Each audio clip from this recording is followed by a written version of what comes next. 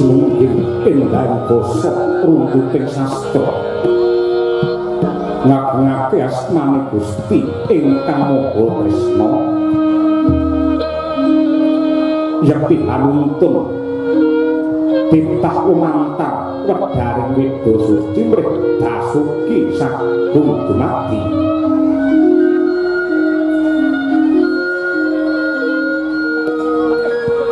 hormat salam kunjuk mengutusane Pangeran kang pungkasan Batela Bagya Pancadan mrih jalma bejo donya ngantos lelahan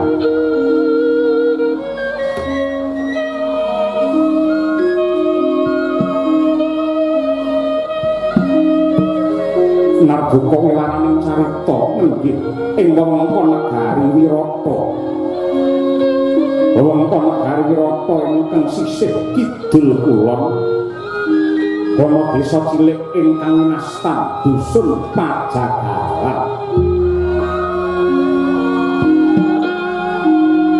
mila sedhep Pajagalan karana saperangan ageng para kawula pedamelane anjaga kebo sapi ngeleti daging pinonto-ponto bakul-bakul sami dugi mendhet daging bagiane dewi-dewi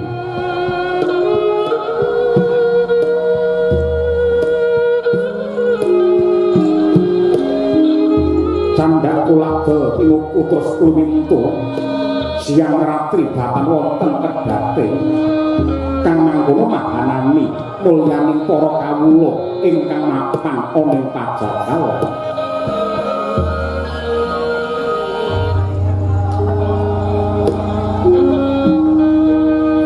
dasar desa ingkang murah sandang gugur para kawulane sami guyub rukun ngurmati lan ngajeni beda-bedaning panemu ingkang sepuh tuwajuh ing panembah ingkang uga kang kendhat yen ngreksa katentremaning desa marmo kang kababar rasa ayem tentrem tebih saking sambekala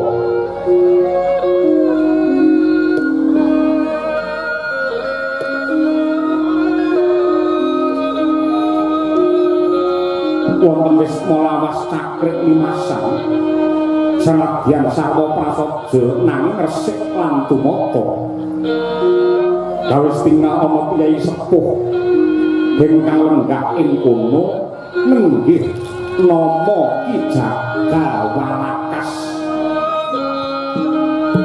nama Ki Jagawalakas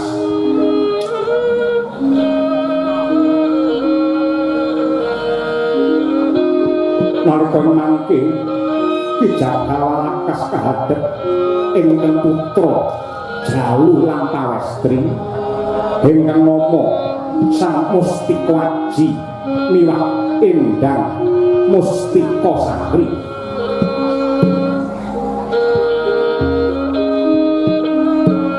Bongbong Birawa Suka Marwata Suta Ki Jagawalakas mulat ingkang putra kekalih wis katon dewasa Rinten dalu Ki Walakas tansah nyambung rasa mring Gusti ingkang Maha Kuwasa kanthi panuwunan muga-muga atmaja kekalih sembada netepi dharma sarta pinaringan bejo donya ngantos akhir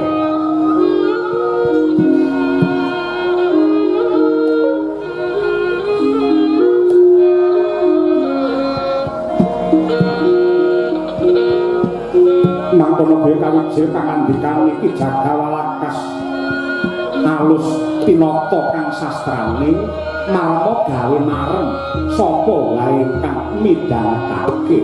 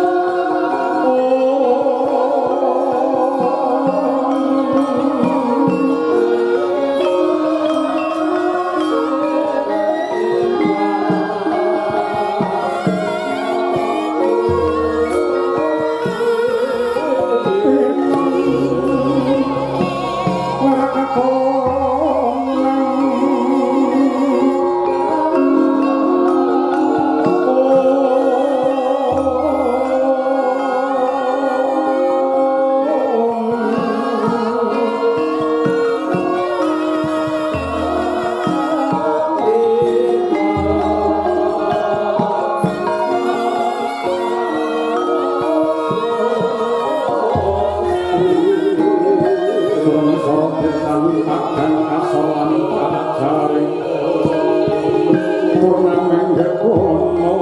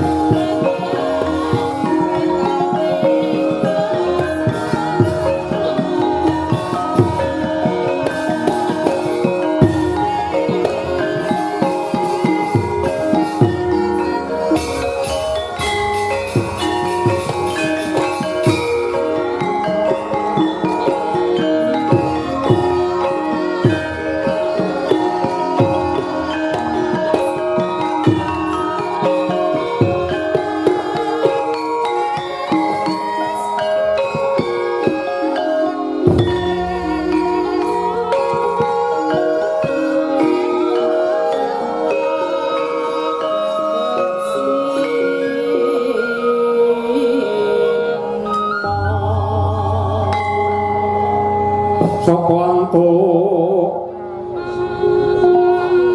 wahyuning Allah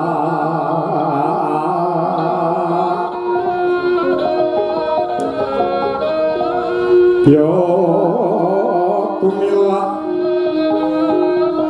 mangolah ngelmu bangkit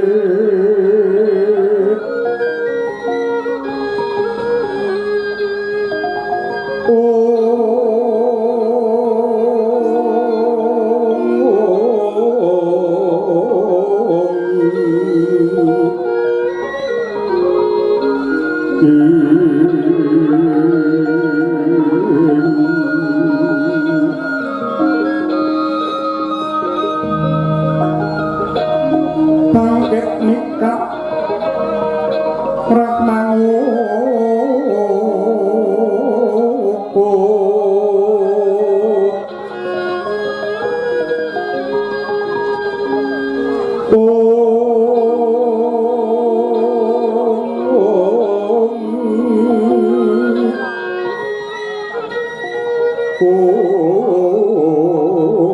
kotaning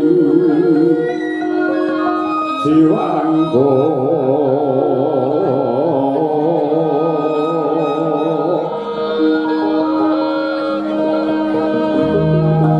kang mang kono patut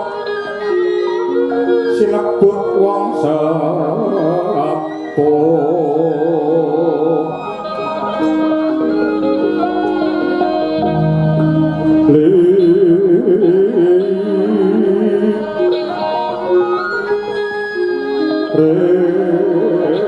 sepuh sepi hawa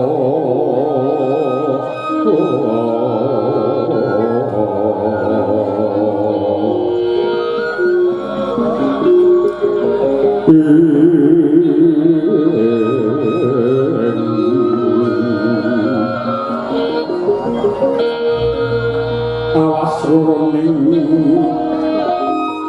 atunggil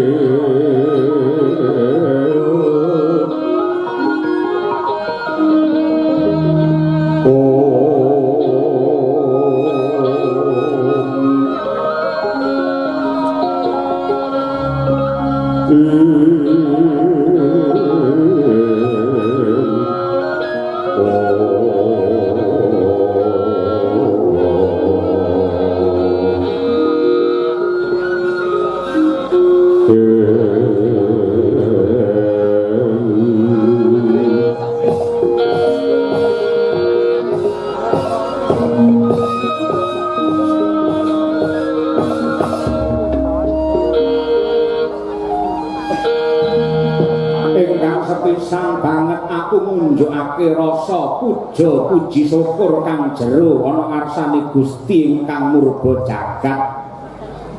Merkaya mung panjenengane kang paring sih kanikmatan marang kabeh para titah ingkang sumebar ana jagat raya. Kejaba saka kuwi nggih Mustika Aji apa dene anak wadon Mustika Sari. Maragage diprayogakne anggen musuhan ana ngarsanipun bapa ing pejagalan kene. Bapa pangrasa ora kurang prayoga anggenku sibana ngarsamu ora liwat sembah pangabektiku katur marang bapa Jagawalakas. Iya ya Mustika Aji ndak tampa gawe bombong ing rasa pangestune wong tuwa Maragage ditampani. Ya bapa ndak tampa tanganku kalih muga ndadekake jimating uripku. Ora keri kowe Mustika Sari diprayogakne anggen mulungguh. Inggih matur nuwun Bapa Penembang.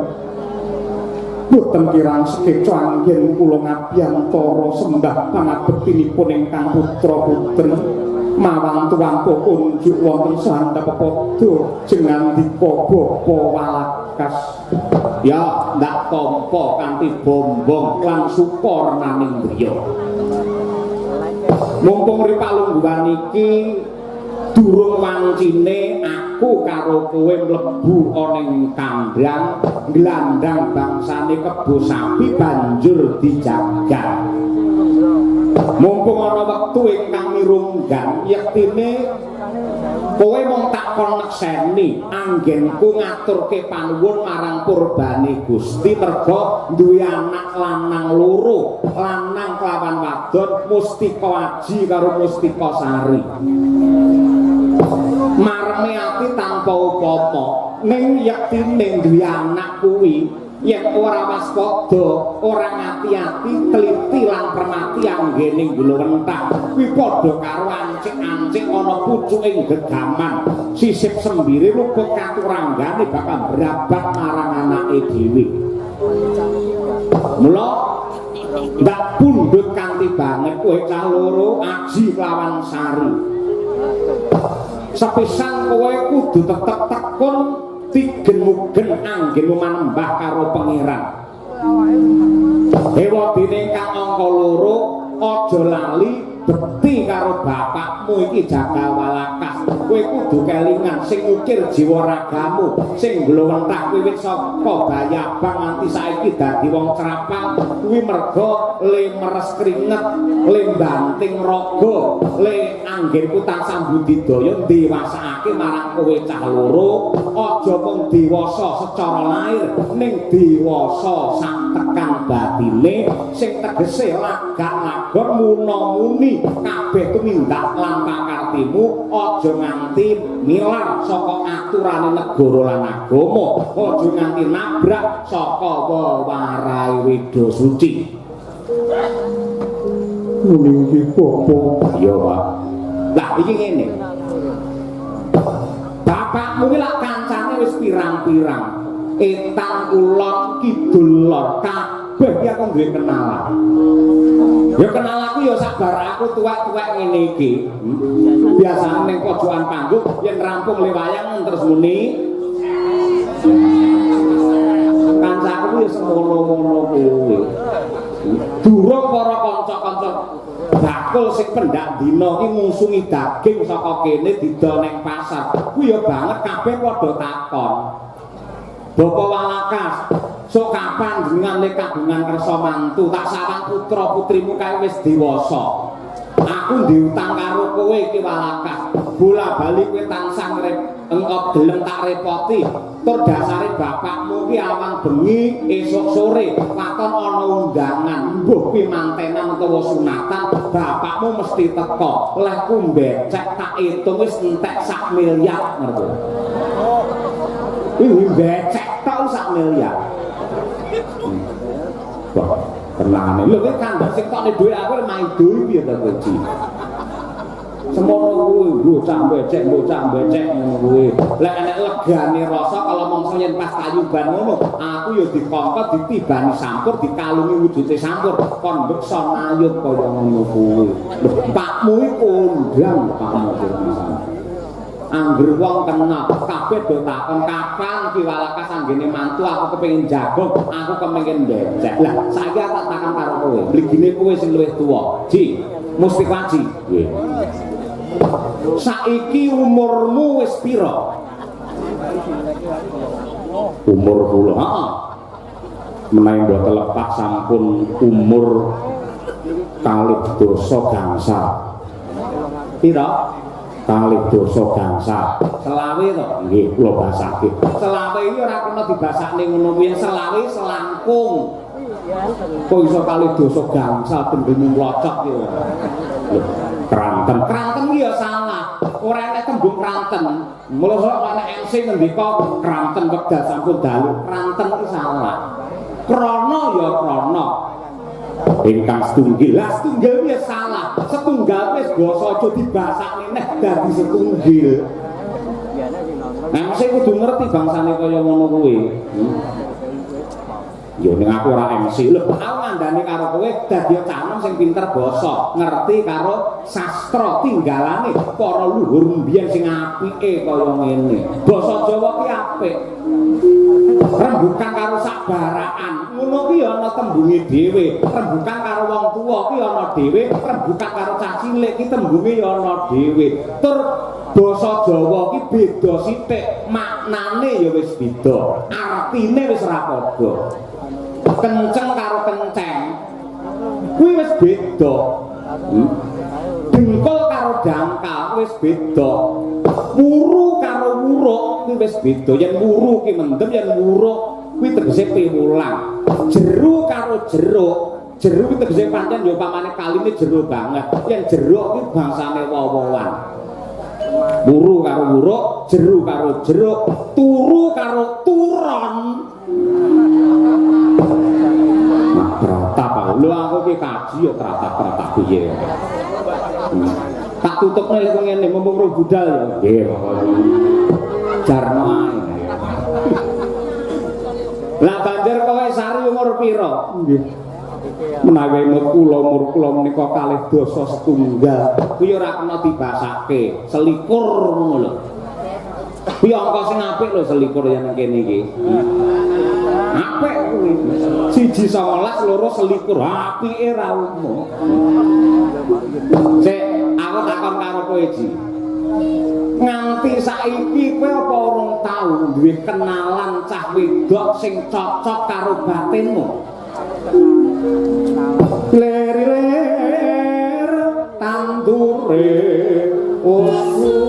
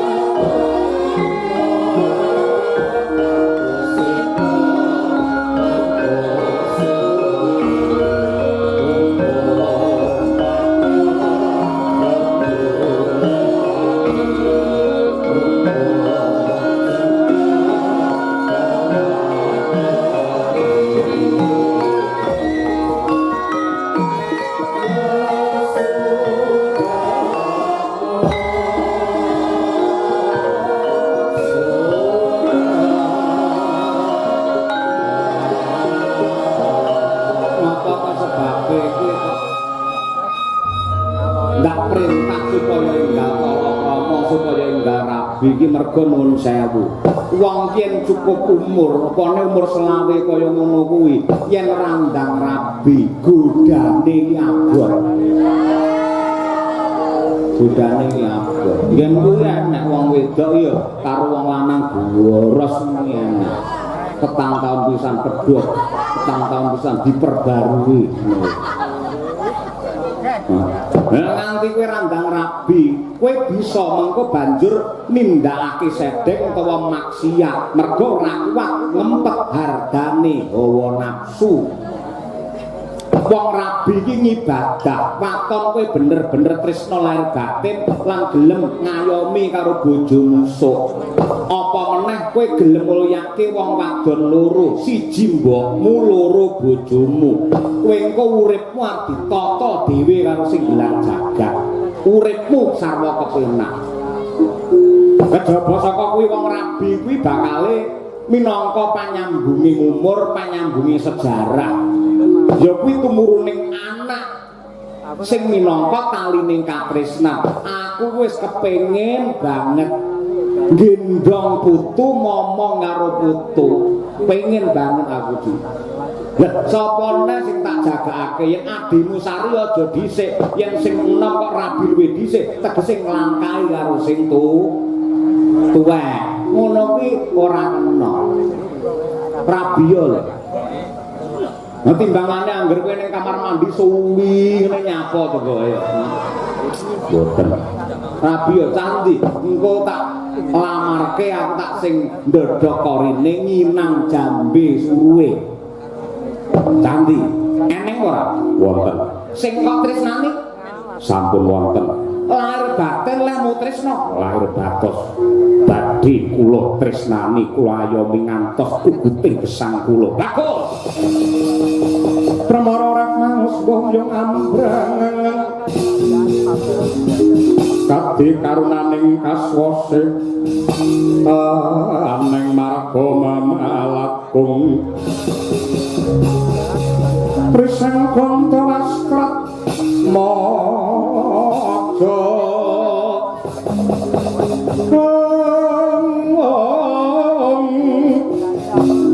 lang-lang lalu hangulati surya mangkrang sang waya kumyus hamorwa ayan yen pancen wis ana sing tok incer sing tok ince mongko dadi katresnanmu candi gage kowe matura ning panjalukku aja nganti calon bojomu ki luwih tuwek timbang kowe mergo yen nganti kok bojomu luwih tuwek timbang kowe kowe iku ya melu ndang tuwek ngerti ora pengumuman kowe aja golek sing tuwek mergo kowe tau krungu to ning pejagalan biyen enek cerita wong sing jenenge Warsita sing enom ganteng gagah umure 20 taun pengen rabi karo rondo tuwek umure 60. Lah biyen tak takoni ya madhep rene tak takoni kanthi bener gede Warsita kuwi wis rabi karo rondo tuwek umur 60 karepmu piye nggih Kyai dasarmu apa kula ngertos nika wong sugih nika bandane pirang-pirang nika sawahe pirang-pirang sapine pirang-pirang mangke menawi kula rabi ngibarate gending kula tibani pangkur jenggleng niki mangke kula genjot pisan mesti rondo sepuh kula mesti mati bandane kula pek ning kocapa dadine piye kelingan ora dudu rondo tuwa sing mati ning malah Warsita sing murdar mergo apa dheweke keracunan susu sing kedaluwarsa ngerti ra aja luwih tuwa lho aja ngono lek luwih tuwa biasane sing lanange kalah wedi karo sing wedok iki ngene salah ngono salah iya ngono padha karo pakmu biyen ya ngono wis ngaku dadi pengarepe para jagal ing kene ngaku dadi ratu pisan muduna ngaku dadi lurah pisan galang sing gaweane ngomyang sami utuh nek kadung digetak karo bojo wedok goblok dadak niku yo candi kandha ayu ora pira pira Bobo yektine dudu wong liya braya dudu wong sak njabane pajagalan kene. Tegese sing kok tresnani iki malah wong pejagalan, bocah pejagalan kene. Cocok yen ngeteri manten ra kadoan aku ya gathok, aku mathuk, aku sarujuk. Kuwi cah endi anake sapa? Upama aku bloko apa kira-kira bapa Walakas kersa nampa kanyatan. Lho, sing jaman saiki jenenge kebo musuh gudel. Wong tuwa ki mbangun miturut karo karepe anak. Yen pancen kowe wis tresna, wong tuwa ya melu tresna. Aja mikir ringo-ringo. Yen perlu anake tidak kejaraan saudon saurupan. Wong melarat pisan ora apa-apa, sing penting atine ora melarat. Sapa kuwi mau? Ora ana sing tak tresnani kejaba. Wonge ya sak omah karo aku. Nah, jenenge sapa? Sing arep tak rabi adikku Dewi Mustika Sari.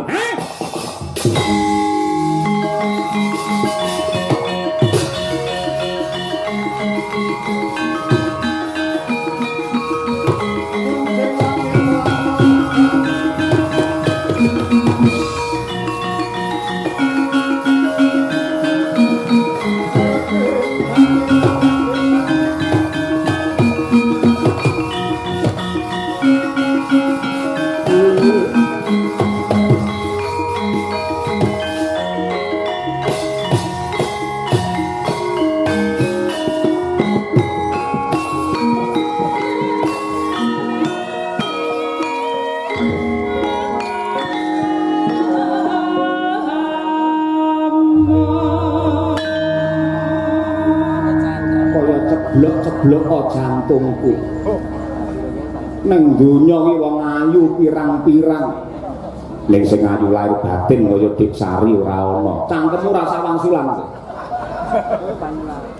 Kae lho para pinter lak ngendika, donya ki ambane ora mung sak kathok kolor. Daun kelor. Heeh, daun kelor. Mbok golek liyane ngisin-ngisini. Lho kok aku ki arep ngrabi karo Sari iki nganggo dasar nganggo waton. Dasarmu apa? Aku ngglowentah Sari wiwit cilik. Biyen sing ndulang aku, sing ngedusi aku, sing ngglowentah aku. Mula njaba jerone bobot bebet lan bibite. Tumrape Sari kuwi aku ngerti.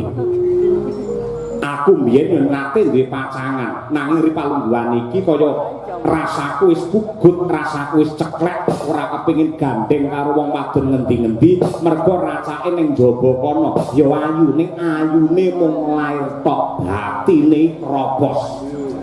Karo aku ketok ya tresna, ning aku lunga dheweke digandeng karo wong lanang liya, picek ora. Racake wong wadon iki kaya ngono, sing bener-bener ayu lahir batin ya mung Sari. Mula aku gelem rabi yen karo Sari, liyane karo Sari apike aku tak njaluk mati wae. Tangkemmu.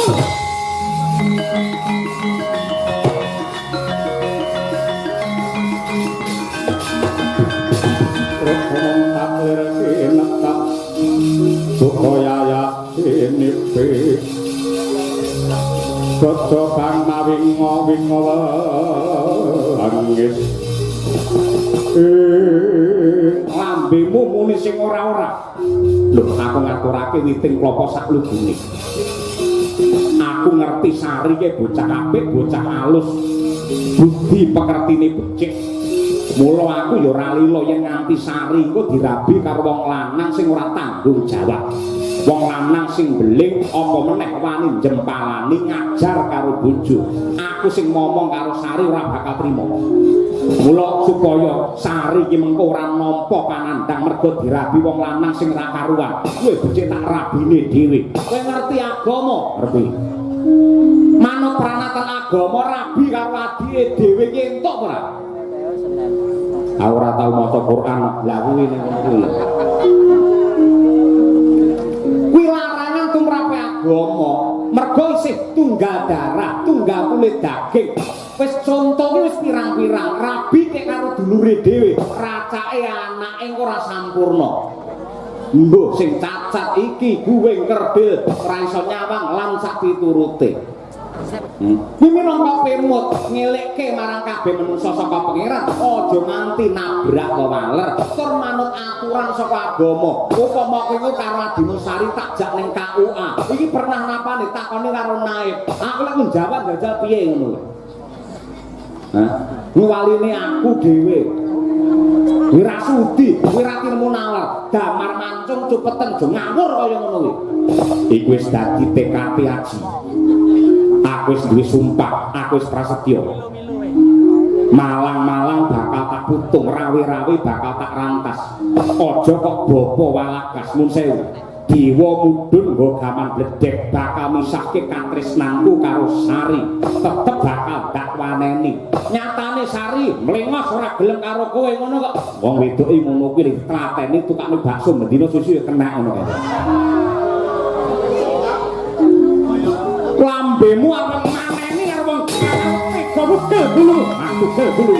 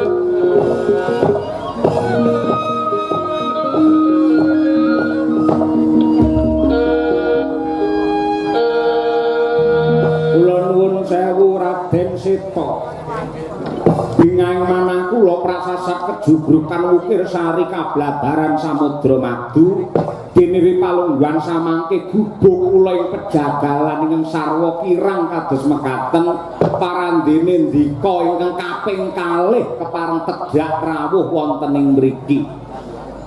Mboten langkung kula ngaturaken sembah pangabekti tandha pengaji-aji mawang tuwangka kunjuk Raden Seta. Ya jagat ya dewa ya bapara ki Jagawalakas banget panarimaku dene nganti semono sikadarman lan pakurmatan ingkang ndok caosake marang aku. Lulus Raharja niring sambita langgengku prapta ning pejagalan ora liwat Kyai Jagawalakas lak ya tansah ginanjar seger kewarasan. Ngandhaking pangestu paduka Nadyanta kula pun rita kempong pira jambul wanen duka penyakit kalih kula gila inggih pundi. Kula ni asam urat nggih mboten, kolesterol nggih mboten, darah nggih normal. Penyakit kok gila kalih kula ngeten iki. Mila kula wajib ngaturaken panuwun dumateng Purbane Hyang Agung. Syukur bagi sewiyan pancen kaya mengkono. Ki, mripat nuruh ora? Iki penggedhe rawuh. Bekti karo panjenengane. Lho niki. Nuwun sewu Raden Seta kula ingkang abdi ngaturaken sembah pangabekti mawan tuwangka kunjuk. Sapa? Kula menika Musti Kwaji putranipun Ki Jagawalakas. Ya ndak tampa pangestu kumara dagi tamanana. Kapundi mugi andosaken jimating gesang kula. Nuwun sewu kok janur gunung kadengaren ndika kepareng mriki. Kirangan pinten sasi ing sampun kepengker pancen ndika nate tindak mriki gugah dumateng anak kula pun Bilawa dados jago kraton Wirata tetandhingan kalian Raja Mala. Kabare Raja Mala sampun mati wis. Sirna ana tangane anakmu ya kuwi si Jagal Bilawa. Syukur bagi sewu. Lah niki enten wigatos menapa? Ki Walakas. Yektine keluarga gedhe ing negara Wirata mligine Kanjeng Rama Prabu Maksopati banget nunjukake rasa syukur marang Purbane Hyang Agung merga rubeda wis sirna perkara wis sungsih. Wiwit saka pakartine paman Kincaka rupa Kincelang Raja Mala ingkang nindakake sanggit rungsit Rekadaya kepengin jungkeng palenggane diwaji nyatane bisa dirampungi karo anakmu Jagal Bilawa. Angka loro nalika Wirata dirampit mungsuh saka ngarep lan mburi ya Kiwadya Bala Trigarta lan Ngastina sakemah dayane utawa kekuatane si Jagal Bilawa apa dene si Kedhi Rihatnala bisa ngundurake mungsuh. Sing tegese anakmu si Jagal Bilawa ki gedhe labuh labete marang kawilujengane wong Wirata tanpa lantaran kekuatane si Jagal Bilawa mbok menawa Wirata wis tamat sejarahe. Kula anggenku rene iki yektine diutus dening Kanjeng Rama Prabu Basudewa nemoni karo anakmu Jagal Bilawa bakal tak gandeng tangane tengen tak sowanake ana Sitinggil bakal nampa wujude kanugrahan. Merga apa?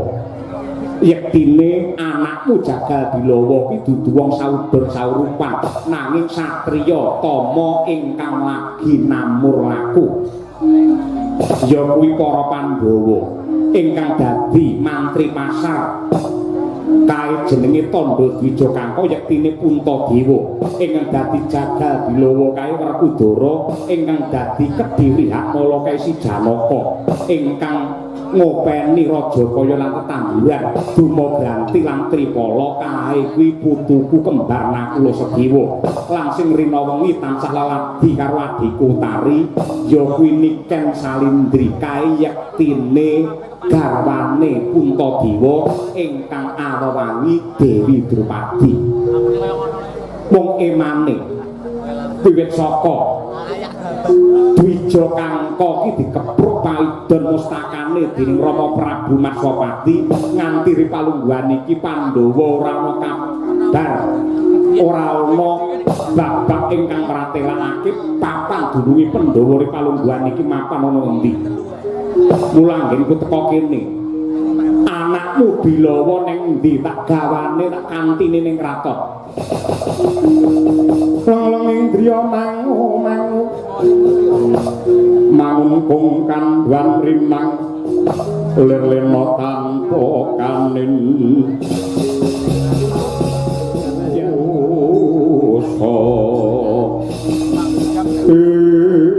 Aduh Raden Seta kaliyan matur sisip nyuwun gunge samudra pangaksami inggih wiwit saking lelampahan negari Wirata menika dipun rampit Wadya Ngastina saha Trigarta bibar menika Bilawa mboten nate wangsul wonten ing mriki nika yektosipun namung anak angkat kula gandeng gagah gedhe dhuwur sregep nyambut gawe anggenipun jaga ngeleti daging lan sapiturutipun menika anggadhe karosan ingkang ngedap-ngedapi lajeng kula pek mongko dados anak kula dinten samangke Bilawa papanipun wonten pundi kula nggih mboten ngertos malah sisan damel atur ning ngobloko suta kemawon Ripalungguhan samangke peteng jagat kula bingung raos kula ngrasake anak kula pun Mustika Aji kula yen duwe anak Bilawa mboten marem merga bocah ora kakehan gunem sregep nyambut gawe ngibadahi ora ditinggal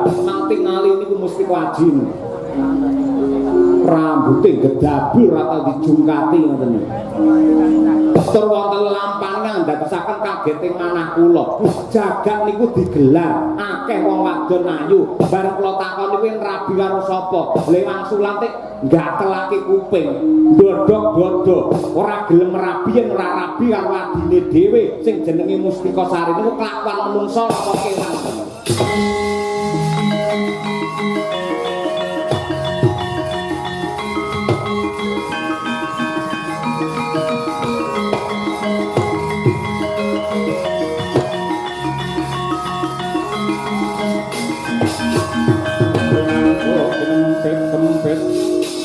Dosang reknaning bawana ya setukang walang ati Mustika Aji wonten dawuh Raden apa bener kepara nyata kowe pengen ngrabi karo adimu dhewe leres ayo melu aku ning kutha Wirata ning kono akeh wong ayu pirang-pirang sing tak karepake sing ndi tak tembungke kula kali wong wedok kutha ora seneng wong kutha ketoke alim alus ning jero wis mobol-mobol jagongan karo aku blenggen sing kepenak ayo melu aku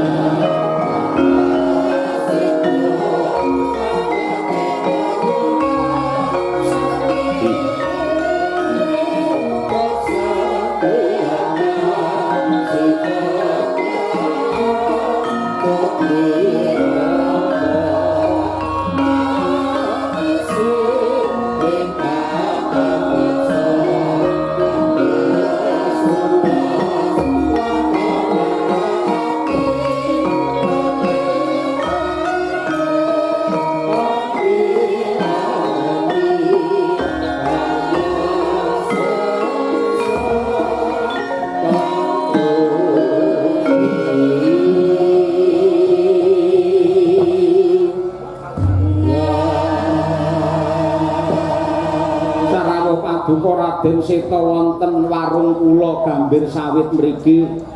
Kula ngaturaken sembah pangabekti Raden Seta. Sungkem kula nggih katur ngarsa paduka Raden Seta. Isih dodolan terus ya Nyi. Nggih wong tandang pangane ya dodol ngeten iki. Rame-rame ning mburi apa. Menika enten salah satunggaling wilayah desa ingkang ngawontenaken syukuran bersih desa. Desa ngendi?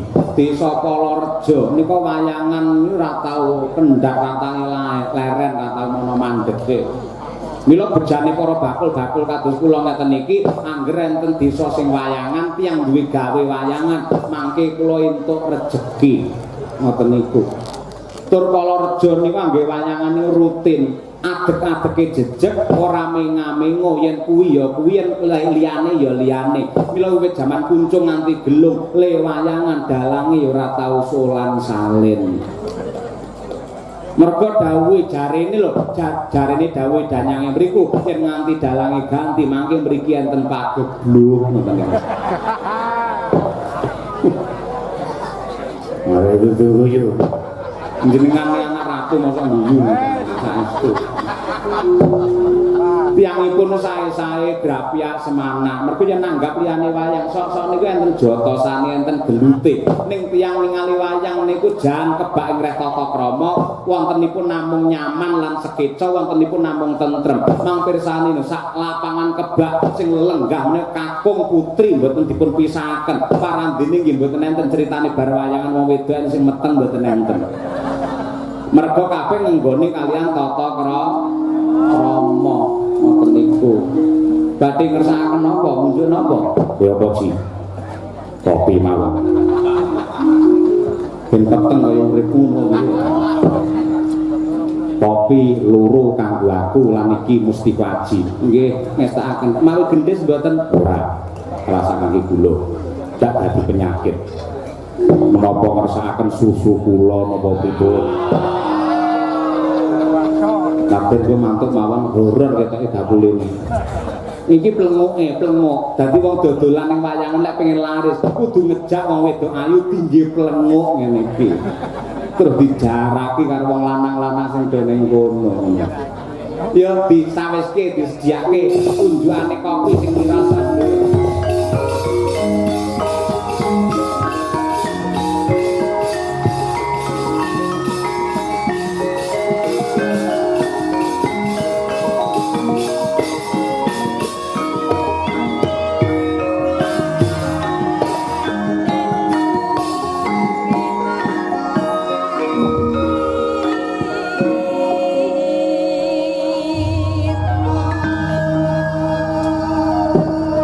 Ji, wonten dawuh.